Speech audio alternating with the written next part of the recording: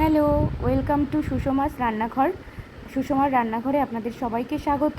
আজকে আপনাদের সামনে তুলে ধরছি আমার নতুন রেসিপি ভোলা মাছের ঝাল। দেখতে থাকুন পরপর। প্রথমে মাছটাকে ভেজে তুলে নিলাম, এরপর রাখতে পারবি ফোড়ন দিয়ে দিলাম কালো দিলাম, একটু হলুদ দিয়ে দিলাম, একটু ভেজে নেবেন। কালো জিরে বলে আমি রেকর্ডটা বন্ধ ছাড়লে রেখেছিলাম, দিয়ে দিতে ভালো করে নাড়িয়ে নেবেন। মশলাটা কষানোর উপর কিন্তু এর টেস্ট ডিপেন্ড করছে, ঠিক আছে? আমি কোনো কিছু নষ্ট করতে পছন্দ করি না, তাই বাটি ধোয়া জলটাও দিয়ে দিলাম। দিয়ে ভালো করে কষিয়ে নিতে হবে যতক্ষণ না পর্যন্ত তেলটা ছেড়ে আসে।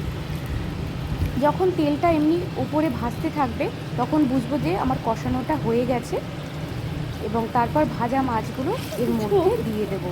ঝোল তো দিয়েই দিয়েছি আগে, আমি বুঝতে পারিনি, আমি রেকর্ড করতে পারিনি। যাই হোক, আপনারা একটু ম্যানেজ করে নেবেন। ঝোল দিয়ে ঝোলের মধ্যে মাছগুলো ছেড়ে দিলাম, কিন্তু এই প্রসেসটা ভুল হয়েছে। ঝোলটা ফুটে উঠলে তারপর মাছগুলো দিতে হয় বলে আমি জানি। যাই হোক, আমার বান্ধবীর এই ভুলটা আপনারা ক্ষমা করুন। আচ্ছা।